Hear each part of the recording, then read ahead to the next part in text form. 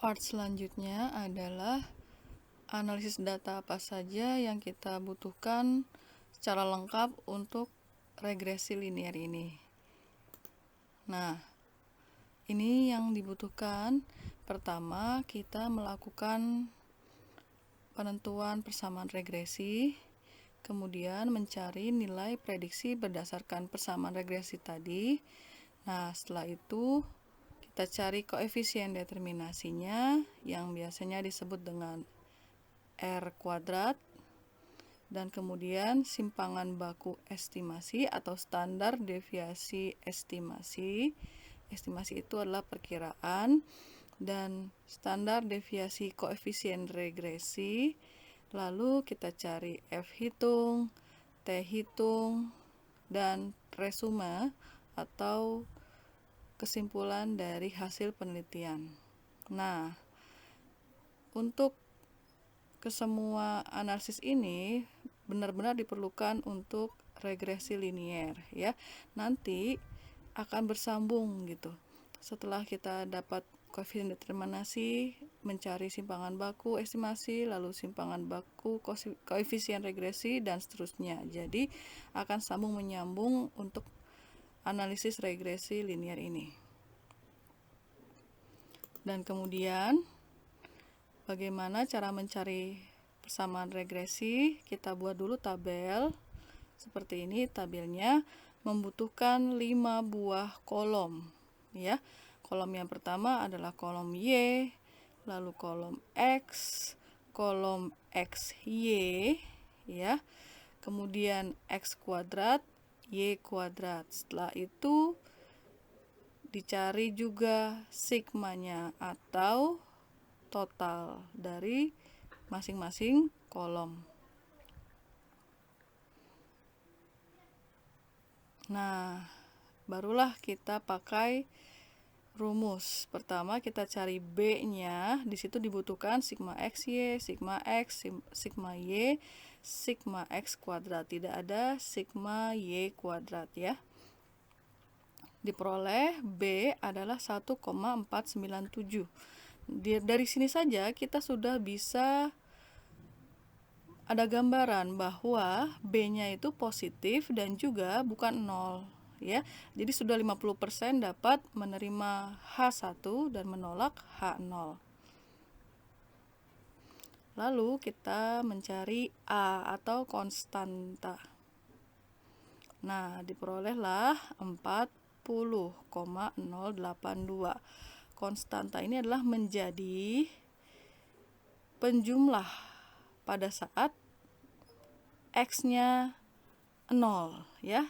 Jadi kan ada A ditambah BX. Kalau X-nya 0, maka Y sama dengan A itu sendiri ya. Jadi adalah nilai pada saat X sama dengan 0, nilai Y pada saat X sama dengan 0.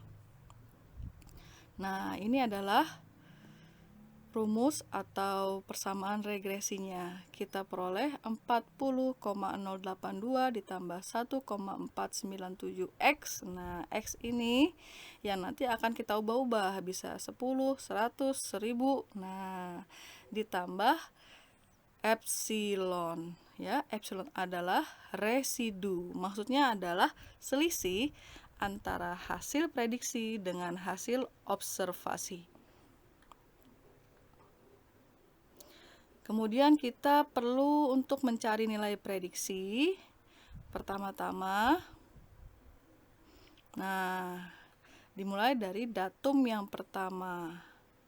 Promosinya adalah 20. Kita pakai rumus regresi. Nah, diperoleh angka-angka berikut. Ya. Mulai dari 20, 16, 34, 23, dan seterusnya. Oke, ini yang nanti akan kita bandingkan dengan observasi, data observasi.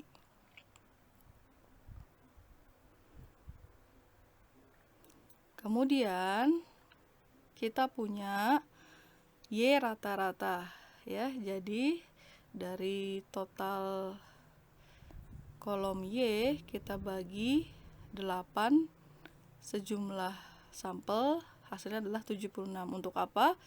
Kita cari, nah di sini kita punya Y rata-rata. Nah, ini 4 tadi sudah kita punya ya, kolom X, Y, X kuadrat. Nah, lalu ada Y pred atau Y prediksi. Prediksi kita tulis berdasarkan slide sebelumnya tadi ya. Setelah itu dicari kolom Y dikurang Y prediksi, lalu dikuadratkan. Setelah kolom tadi, cari juga Y dikurang Y rata-rata, yang ini ya, dikuadratkan juga. Untuk apa? Nanti ada di slide selanjutnya. Jangan lupa semuanya juga dicari sigmanya atau jumlahnya. Berikutnya, kita mencari koefisien determinasi. Nah, di sini udah ketahuan tadi ya, 74,3%. Tapi kita lihat dulu dari atas.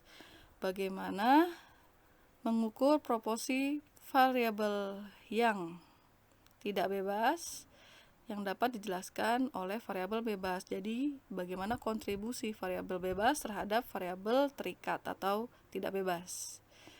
Caranya tadi R kuadrat. Ya, lambang dari koefisien determinasi bisa KD, bisa R kuadrat. 1 min. Nah, ada simbol ini yang seperti panah ke atas ini adalah bacanya topi. Jadi Y topi. Y topi adalah Y prediksi, sedangkan Y bar adalah Y rata-rata.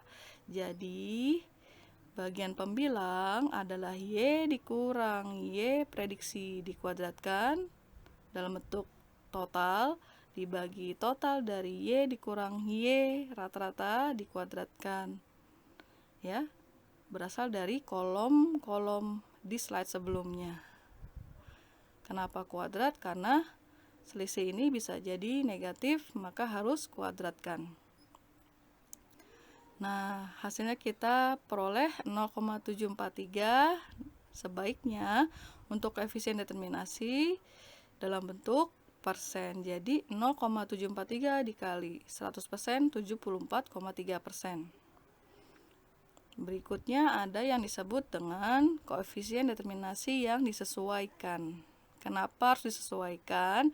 Ini berlaku pada saat regresi linier berganda alias punya lebih dari satu X atau variabel bebas. Kita lihat. Kalau pakai R square saja, kadang-kadang ada masalah, yaitu jika ditambahkan variabel bebas, R square-nya meningkat, padahal belum tentu variabel tersebut berpengaruh atau tidak. Ya, jadi kesannya agak sembarangan begitu menambahkan. Maka sebaiknya harus ada penyesuaian koefisien determinasi. Bahasa Inggrisnya adjusted R square. Nah, ya, tadi sudah diketahui kenapa kita butuh adjusted R square, karena dapat naik, dapat turun dengan ada variabel baru. Kalau misalkan dia bernilai negatif, kan aneh ya, masa kontribusi negatif, maka dianggapnya 0 saja. Oke, kita lanjut. Iya, mohon maaf. Nah, tampilkan saja semuanya ya. Nah, kita punya koefisien determinasi yang disesuaikan. Rumusnya adalah R square dikurang P dikali 1 min R kuadrat. R square lagi ya, dibagi N min P min 1. Apa itu P? ada keterangannya di sini. P adalah banyaknya variabel bebas. Tadi kan ini regresi linier sederhana, jadi cuma ada satu variabel bebasnya, ya. N adalah jumlah sampel. Nah, ini P1 ya. Masukkan saja, dapatnya 0,70. Saya kalikan dengan 100%. Tadi memang sumber dari slide-nya ini tidak dikali 100%, tapi koefisien determinasi adalah kontribusi. Jadi saya membentuk persentase 70%. Kemudian kita perlu cari simpangan baku atau standar deviasi estimasi. Nah, untuk apa? Untuk mengukur tingkat kesalahan model regresi. Kan kita sudah punya modelnya nih. Kira-kira salahnya banyak apa bagaimana ya? Ini rumusnya. SE, standar deviasi estimasi. Nah, pakai apa lagi nih? Yang tadi ya, kolom sigma Y min, Y topi atau Y prediksi yang sudah dikuadratkan dibagi N min K. Wah, K apalagi nih?